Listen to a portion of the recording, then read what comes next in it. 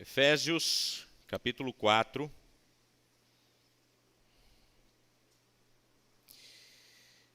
Que nós vamos falar sobre servindo para o crescimento espiritual da igreja.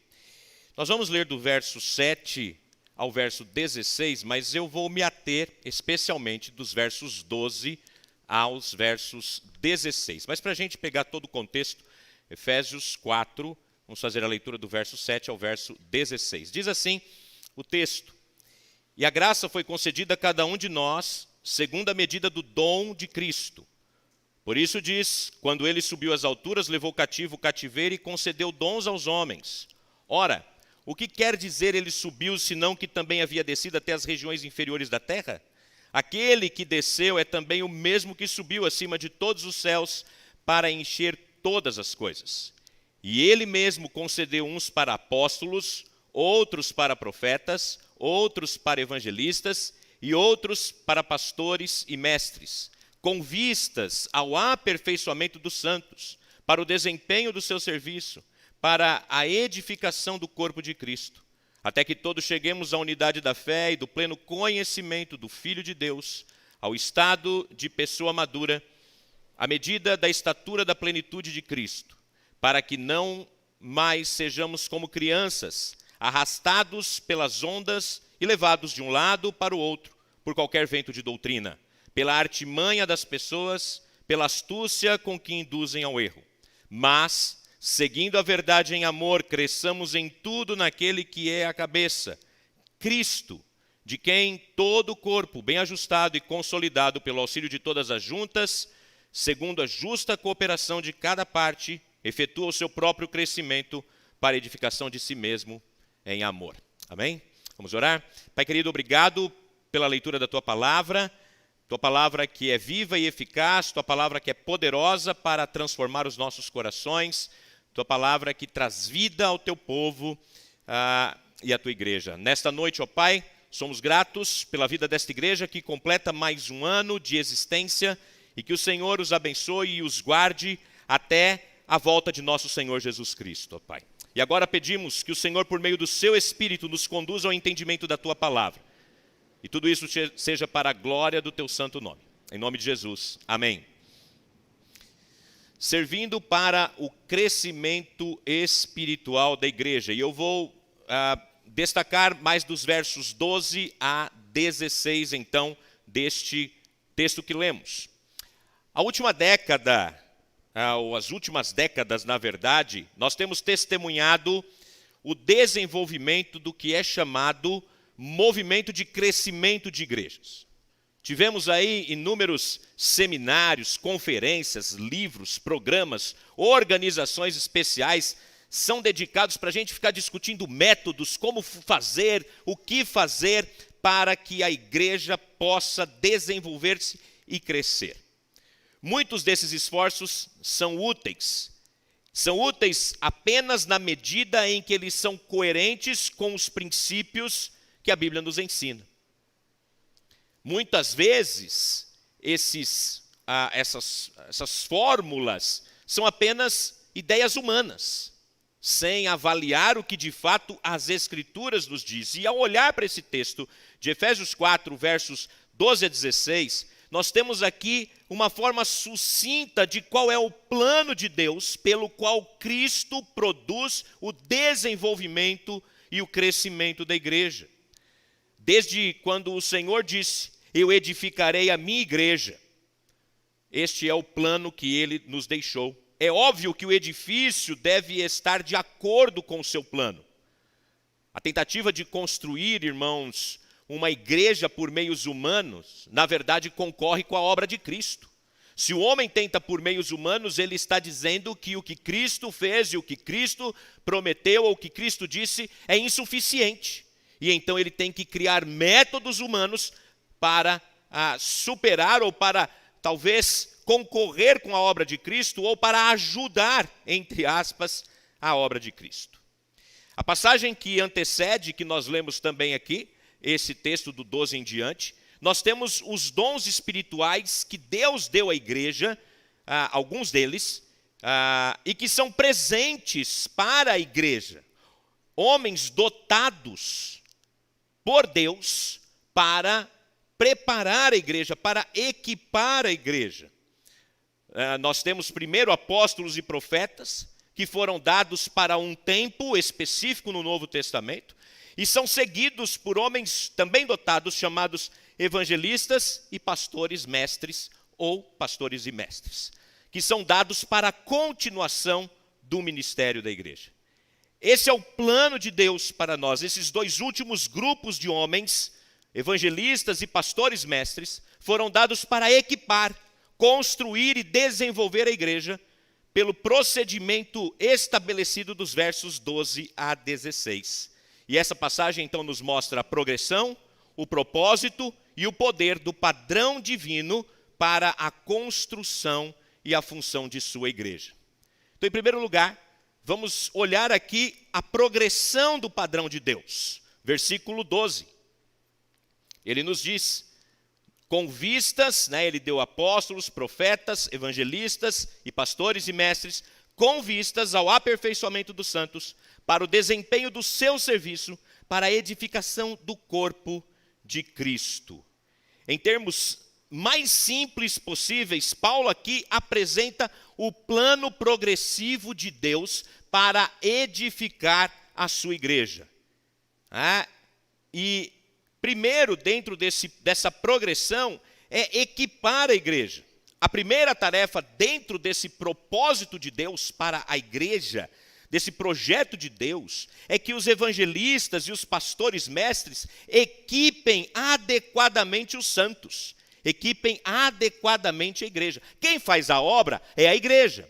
Quem faz a obra somos todos nós. Mas Deus designou certos homens dotados para equipar a igreja, para preparar a igreja, para que a igreja faça a obra do ministério. Não é o pastor que faz a obra do ministério, mas ele prepara, ele equipa a igreja para que os santos possam cumprir a obra do ministério, fazer a obra do ministério. O trabalho do evangelista, que é levar homens e mulheres à compreensão do evangelho da salvação, receber Jesus como seu Salvador, e essas pessoas então vêm como crianças para a família espiritual, mas cidadãos do reino, e nos primeiros anos, depois que eles creem e se estabelecem na igreja local, eles devem ser equipados. Primeiro eles vão crer, mas eles precisam ser equipados, eles precisam ser preparados. Nós precisamos disso, crentes preparados dentro do reino de Deus. E na igreja local é necessário, então, que isso comece com o treinamento, com equipar os santos. E esse é o trabalho também do pastor mestre.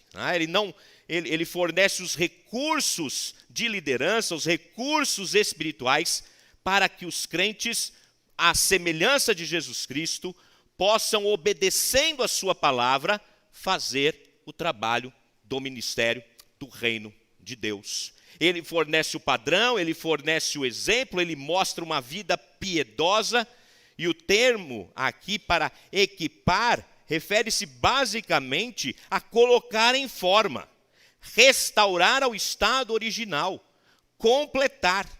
A palavra, ela foi muitas vezes usada como um termo médico para fixação de ossos. Ou seja, arrumar, colocar no lugar correto. E Paulo usou essa forma verbal em sua admoestação de encerramento aos crentes em Corinto, quando ele diz, finalmente, irmãos, regozijai-vos. E a palavra lá seria, e sejam completos. Completos, inteiros. O escritor de Hebreus usou esse termo também na sua oração em encerramento. Ele diz, ora, o Deus de paz, que levantou dentre os mortos o grande pastor das ovelhas através do seu sangue da aliança eterna, o nosso Senhor Jesus Cristo, e fala, os equipe em todas as coisas, ou os complete em todas as coisas, operando em nós o que é agradável à sua vista. Então não é só a questão de um treinamento de um indivíduo que está implicado neste texto, mas também o equipamento, ou o equipar de maneira coletiva. como diz lá em 1 Coríntios 1:10, rogo-vos, irmãos, em nome de nosso Senhor Jesus Cristo, que todos concordem, não haja divisões entre vocês, mas que vocês sejam completos, no mesmo pensamento, no mesmo parecer. Então, o equipar cada crente resulta na união de todos e, consequentemente, no desenvolvimento da igreja. E Deus deu aqui, irmãos, 4 ferramentas básicas dentro desse equipamento para o aperfeiçoamento dos santos. Meios espirituais para isso. O primeiro deles, dentro disso, o mais importante, é a sua palavra. Ele deu a sua palavra para nos equipar. Ele deu a sua palavra para o nosso entendimento e o nosso crescimento. Paulo diz lá em 2 Timóteo 3:16 e 17, toda a escritura é inspirada por Deus e útil para o ensino, para a repreensão, para a correção, para a educação na justiça, para que o homem de Deus seja perfeito e perfeitamente habilitado para toda boa obra. Então, a palavra de Deus foi dada para o equipamento dos crentes. E quem é que ensina? E quem é quem faz isso? Deus deu homens dotados para fazer isso para a igreja, para que prepare outros, para que esses outros também continuem fazendo a mesma obra. Não para no pastor, não fica no líder, mas isso é desenvolvido por cada membro, por cada crente. Mas a segunda forma, além da palavra, para equipar o crente, é a oração. E o pastor mestre é o responsável para se preparar e liderar o seu povo, preparar-se em oração. Quando nós olhamos, por exemplo, para Epáfras, ele era comprometido com os meios espirituais para edificar os crentes. Paulo fala desse ministério de Epáfras, que ele diz que intensamente ora pelos irmãos. Então, é essencial observar para que o equipamento dos crentes, para o aperfeiçoamento dos santos, é necessário a palavra, a oração. Mas há outras 2 formas que não depende da liderança e não depende de pastor e não depende de ninguém, mas é Deus quem faz essas outras 2 ferramentas. Primeiro é quando Ele nos testa, quando Ele nos prova, é uma forma de Ele nos ensinar, nos equipar, nos fazer crescer. Tiago diz que devemos considerar com grande alegria o passarmos por provações. É uma forma de Deus nos preparar. É uma forma de Deus nos treinar. E dentro disso também, muitas vezes até sofrimentos passamos, irmãos, para sermos treinados. E Deus assim nos usa, ou usa esses meios também para o nosso treinamento. Pedro vai dizer lá no final da sua carta, e depois de ter sofrido por um pouco de tempo, o Deus de toda graça que vos chamou à sua eterna glória, Ele mesmo vai aperfeiçoar, confirmar, fortalecer e estabelecê-los. Então, conhecer e seguir a Cristo, irmãos, no sentido mais profundo, não só envolve sermos ressuscitados com Ele, mas também compartilharmos a comunhão dos seus sofrimentos, como Paulo diz em Filipenses 3:10. Paulo se alegou nas tribulações, porque através dela nós também podemos consolar outros. O envio de provas, sofrimentos, são operações de Deus na nossa vida. E Ele faz isso por amor aos seus santos, pela sua soberana vontade. Mas os outros 2, a palavra e a oração, Deus deu pessoas, deu homens para fazer isso, para que a igreja possa ser preparada e possa servir. Como os apóstolos em Jerusalém, diz lá, que eles deveriam se dedicar à oração e ao ministério da palavra, Atos 6:4. Eles não podiam se dedicar a tantas coisas. E Paulo também diz que todo homem, ele diz, admoestando a todo homem, ensinando a todo homem em toda sabedoria, para que apresentemos todo homem perfeito em Cristo. Esse é o trabalho feito pelo pastor, pelo pregador, pelo treinador. Essa é a função que Deus deu a ele. E quando essa função começa a entrar em tantos outros campos, o pastor acaba sendo sobrecarregado e acaba, às vezes, se frustrando com o ministério, porque ele está fazendo além daquilo que foi chamado para fazer. Por isso que a igreja tem que ser treinada, preparada e servir com alegria, para que as cargas e o ministério sejam divididos entre todos os crentes. Fomos chamados para isso. Fomos chamados para desenvolver o reino. Então Deus deu homens, sim, para isso, para preparar os crentes, para treinar os crentes. Então, devemos, de fato, irmãos, em primeiro lugar, e essa é uma função daquele que é o pastor mestre, né? Ensinar, porque na verdade, como diz lá em Oséias, o meu povo se perde porque falta conhecimento. O meu povo perece porque falta conhecimento. Nós, chamados por Deus para ensinar, devemos lembrar que nosso povo deve ser alimentados com a palavra de Deus. E não devemos apenas pensar em programas, irmãos, que satisfazem nossa carne, mas sim fazermos para a glória do Senhor. Não é a falta de programas e métodos que destroem o povo de Deus. Quando eles falham, quando nós falhamos, não é por causa de programas fracos, mas é por causa de ensino fraco. E eu sei, pela graça de Deus, que essa igreja não tem faltado ensino. Conheço os pastores aqui, sei que são homens fiéis à palavra de Deus, que estão treinando o povo de Deus. Mas você também deve estar disposto a aprender e viver e se envolver e desenvolver o reino de Deus.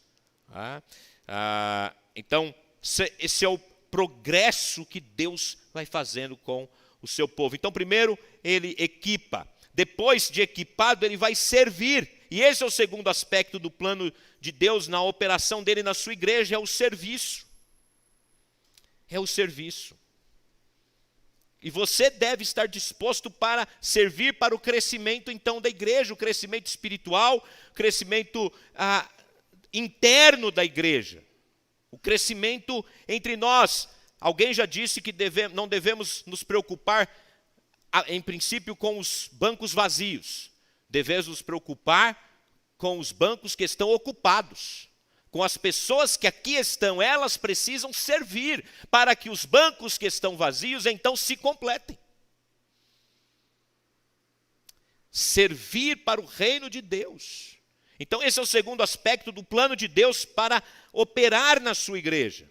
E a linguagem de Paulo indica que não são os homens talentosos que têm a responsabilidade mais direta do trabalho do serviço. Nenhum pastor, ou mesmo um grupo de pastores, pode fazer tudo que uma igreja precisa fazer, irmãos. Não importa quão talentoso ele seja, não importa o quanto de conhecimento que o pastor tenha, o trabalho a ser feito, onde ele é chamado para ministrar, sempre irá exceder seu tempo e suas habilidades. Eu sei que o Nori, o Wilson, o pastor José, eles têm muitas habilidades, mas todas dos três juntos, ou de outros que servem na equipe de pastores, não é suficiente. Precisa do desenvolvimento e do trabalho de todos os crentes para que a igreja prossiga firmemente. Você, cada um, é responsável pelo desempenho, pelo desenvolvimento desta igreja. Você é chamado para isso, para servir. Para servir. O propósito do plano de Deus é que você deve servir. Cada crente deve servir. Os líderes compartilham esse serviço naturalmente. Eles equipam a igreja para isso. Mas os santos devem servir uns aos outros de forma eficaz. E a igreja deve ser envolvida ela toda na obra do Senhor. Quando os homens dotados são fiéis em oração e ensinar a palavra, as pessoas vão ser devidamente equipadas e motivadas para fazer a obra do ministério. Então Deus levanta diáconos, anciãos, professores ou qualquer outro tipo de trabalho ou pessoas dispostas e necessárias para a igreja fiel e seja produtiva. O serviço espiritual é um trabalho de cada cristão, de cada santo de Deus. A participação no reino, no trabalho, não é de um grupo determinado de pessoas, não é de uma casta especial, mas é de todos os salvos, de todos os crentes. Se você é membro de uma igreja local e membro desta igreja local, você é responsável pelo desenvolvimento dessa igreja. Você é responsável por servir para o desenvolvimento dessa igreja local. Você é convocado por Deus para usar as habilidades que Ele te deu para desenvolver o ministério nessa igreja. E se você talvez fale, mas eu não sei as minhas habilidades. É para isso que você vai ter os seus pastores para te ajudar a descobrir quais são as habilidades que você tem para servir neste local e no reino de Deus como um todo. Mas o terceiro elemento aqui também, dentro desse primeiro verso que nós estamos lendo, é construir a igreja. Você edifica, você serve e com isso você constrói o corpo de Cristo. Você está construindo o edifício, você está fazendo com que, por meio da obediência às Escrituras, a igreja então esteja crescendo.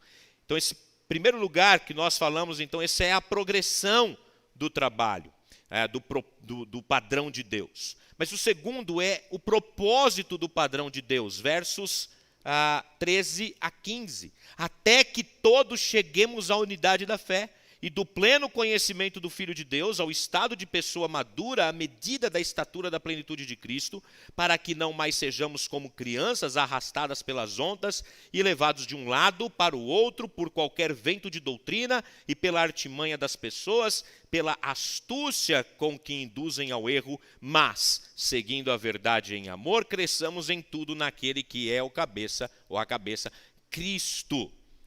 Então, o propósito desse padrão de Deus, a edificação dos remidos, envolve, então, um duplo objetivo final que Paulo indica: a unidade da fé e o conhecimento do Filho de Deus, do qual fluem da maturidade espiritual, da sã doutrina e de um testemunho de amor. Paulo, então, diz da unidade da fé. A meta final para a igreja começa com a unidade na fé, como lemos aqui no versículo. Fé aqui não se refere no ato de crer ou de obedecer, mas no corpo da verdade cristã, da doutrina cristã. Fé aqui é o conteúdo do evangelho na sua forma mais completa. Fé aqui está falando da igreja que crê num evangelho e proclama esse evangelho. A verdade de Deus, verdade que não é fragmentada, verdade que não pode ser adulterada, mas a unidade da fé, então, é aquela unidade doutrinal, é a unidade da verdade, é aquilo que nos une, que é a verdade que há em Cristo Jesus.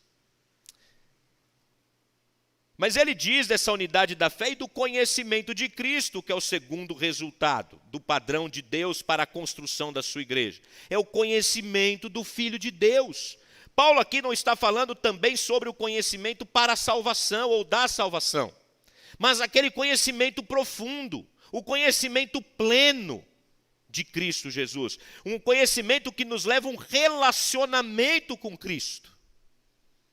Um relacionamento que vem através do conhecimento da sua palavra, um relacionamento que vem através de tempo de oração, de dedicação ao Senhor. Sem isso, você não vai ter um relacionamento com Cristo. Você conhece Cristo conhecendo a palavra de Deus, porque é por meio da sua palavra que ele se revela. Se você quer conhecer mais de Cristo, você precisa se dedicar na leitura, na meditação séria das Escrituras. Conhecimento de Cristo, esse Paulo está falando de um conhecimento profundo, de um relacionamento com Cristo. Paulo, depois de muitos anos de apostolado, podia dizer: eu considero tudo como perda, tendo em vista o valor excelente do conhecimento de Cristo Jesus, meu Senhor, pelo qual sofri a perda de todas as coisas e as considero como lixo, a fim de que eu possa ganhar a Cristo e ser encontrado nele, para que eu possa conhecê-lo e o poder da sua ressurreição e a comunhão nos seus sofrimentos. E ele diz: não que eu já tenha alcançado, ou seja, perfeito, mas eu corro para alcançar, para aquilo também fui alcançado em Cristo Jesus. Paulo ora para que os efésios conheçam mais a Deus. É o crescimento, irmãos, mais profundo, o conhecimento do Filho de Deus, é o processo ao longo da vida cristã que vai se completar até que vejamos o Senhor face a face. Quando Jesus fala em João 10, 27, as minhas ovelhas ouvem a minha voz e eu as conheço, ele não está falando de conhecer as suas identidades, mas ele está falando de conhecê-los intimamente.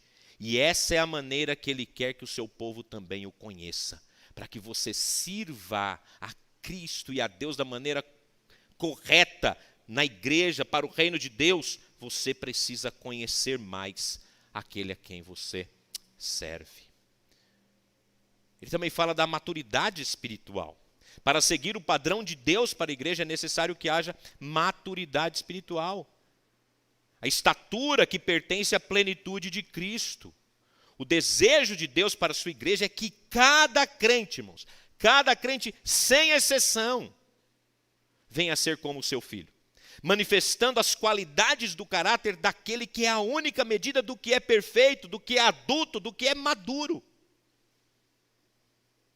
A igreja no mundo, irmãos, é Jesus sendo representado no mundo. Você é um representante de Jesus aonde você está. Você representa Ele aonde você está. Veja como isso é sério. Você é um embaixador de Cristo. O embaixador representa o seu país aonde ele está ali. O embaixador de uma nação aqui no Brasil, ele representa aquela nação. Você é o embaixador de Cristo aonde você está. Você representa Cristo aonde você está. Que tipo de representação você tem sido aonde você passa?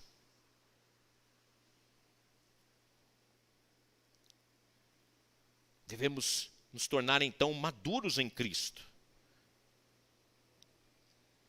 Irradiar e refletir as perfeições de Cristo, o bom perfume de Cristo, andar como Ele andou, andar na comunhão completa com Ele, na obediência com o Pai. Essa deve ser a nossa atitude.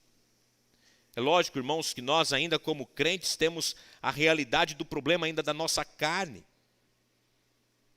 Mas devemos cada dia mais conhecer Cristo e nos tornar maduros em Cristo. Ele também fala aqui de sermos levados de um lado, como a pessoa não tem o conhecimento, ela é levada para qualquer lado, como crianças arrastadas de um lado para o outro.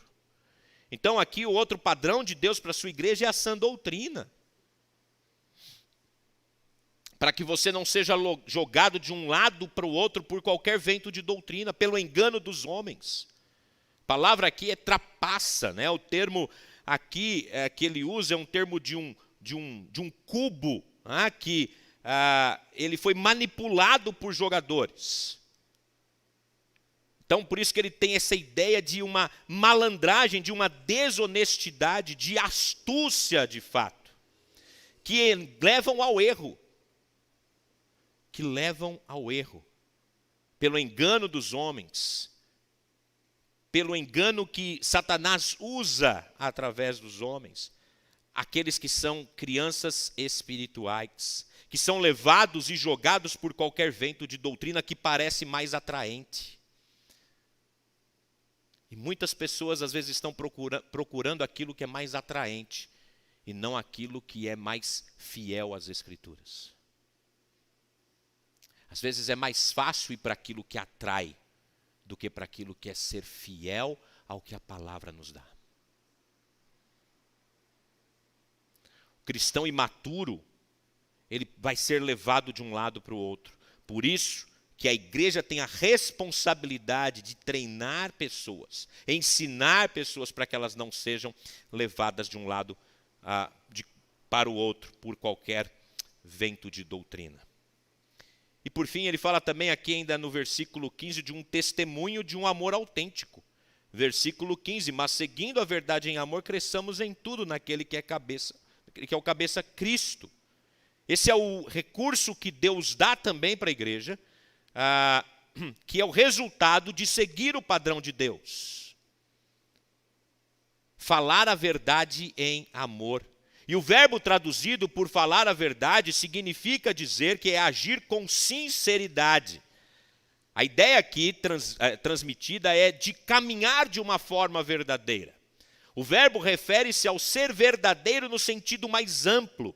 É uma palavra talvez difícil até de ser traduzida aqui para o português, mas parece que há uma ênfase da verdade do evangelho, da verdade verdadeira, por assim dizer. Crentes maduros têm uma vida marcada por uma vida de amor e não são vítimas do falso ensino, mas eles vão viver a autenticidade do verdadeiro evangelho que eles foram chamados. Por isso que o trabalho nosso é edificar. A igreja é espiritualmente equipada, cujos membros são sólidos na doutrina, maduros no seu pensar, eles vão alcançar o amor para proclamar o evangelho e para trabalhar para o reino. Então esse amor que Deus dá, esse testemunho de amor, o testemunho de um amor verdadeiro, é o testemunho que Paulo dá lá em 1 Tessalonicenses, capítulo 2, ele diz, a verdade, como vocês sabem, é que nunca usamos de linguagem de bajulação, nem de pretextos gananciosos. Deus é testemunha disso. Também jamais andamos buscando elogios das pessoas, nem de vocês, nem de outros. Embora, como apóstolos de Cristo, pudéssemos ter feito exigências, preferimos ser carinhosos quando estivemos aí com vocês, assim como uma mãe que acaricia os próprios filhos.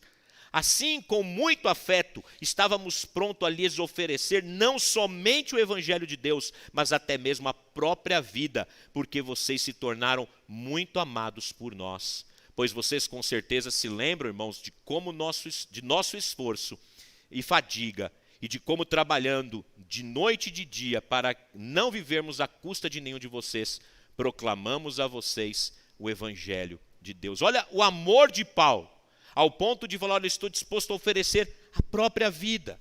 E lá no verso 12 ele diz, exortando, consolando e admoestando vocês a viverem de uma maneira digna de Deus, que os chama para o seu reino e a sua glória. A vida de fé, irmãos, que fala o evangelho com o espírito de sacrifício amoroso, será eminentemente mais convincente.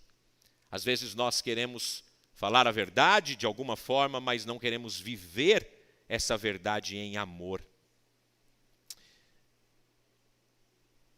Devemos então ter este desejo de crescer sempre no Senhor e estar realmente crescendo naquele que é o cabeça, Cristo. Este testemunho amoroso, autêntico, que auxilia os crentes a crescer na própria semelhança de Jesus Cristo. Cristo é o cabeça. Então Paulo usa essa analogia familiar, indicando a autoridade, a liderança de Cristo, que controla com o seu poder. Ele é o chefe soberano da igreja. Ele é a fonte da energia para nós. Assim como quando o nosso cérebro para de funcionar, então nós morremos, se Cristo não for o nosso guia, nós também estaremos fadados à morte. Cristo é aquele que guia a sua igreja através da sua verdade. E indo para o último ponto, irmãos, e caminhando para o encerramento, nós podemos olhar aqui, nesse texto, o poder para o padrão de Deus, agora nesse último ponto é o poder para cumprirmos o padrão de Deus, mas nós vimos a progressão desse padrão de Deus para a igreja servir de maneira correta, o propósito de Deus. Então agora vamos ver, para irmos para o final, o poder para cumprirmos esse padrão de Deus. O poder para a igreja ser equipada, e amadurecer e proclamarmos amorosamente, de maneira autêntica, para os não crentes a verdade do Evangelho, para termos líderes e pessoas que estejam estruturados na igreja. O corpo recebe a autoridade, direção e o poder à medida em que cresce, como diz o verso 16.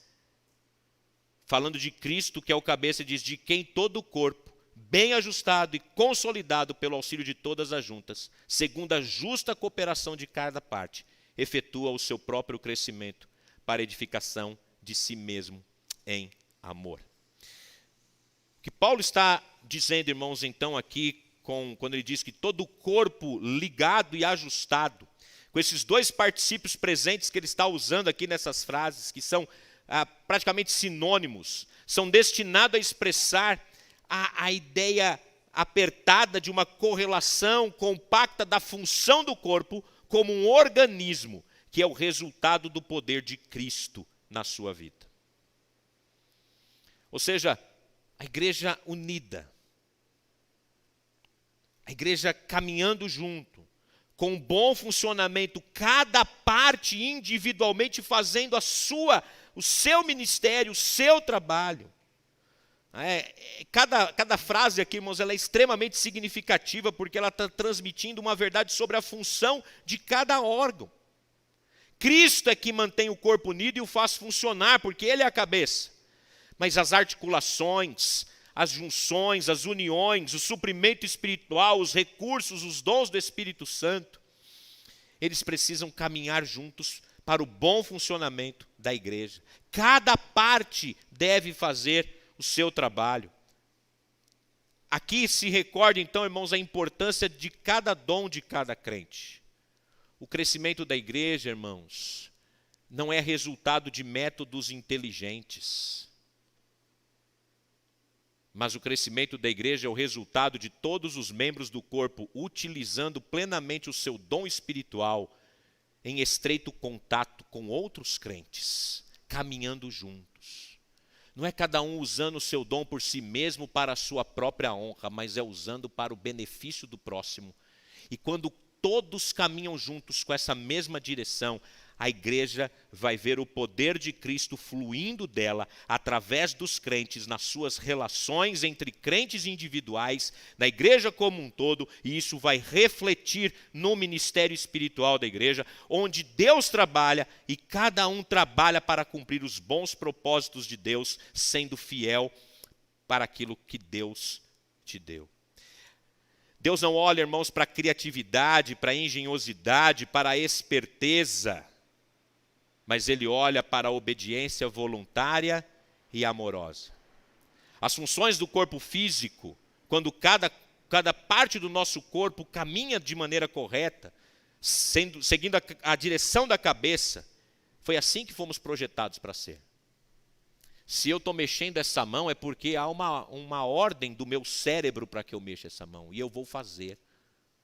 E eu não vou rejeitar isso. Então, quando o corpo caminha bem, tudo está bem no nosso corpo. Então, a igreja também é desta forma. Cristo é o cabeça. E o corpo vai caminhar de acordo com a sua vontade.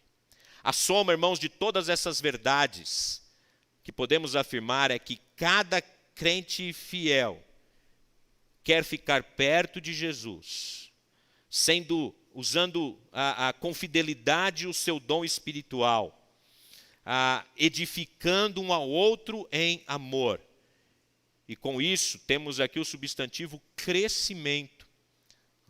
Crescimento, indicando que o próprio corpo produz o seu próprio crescimento através das dinâmicas que nele reside.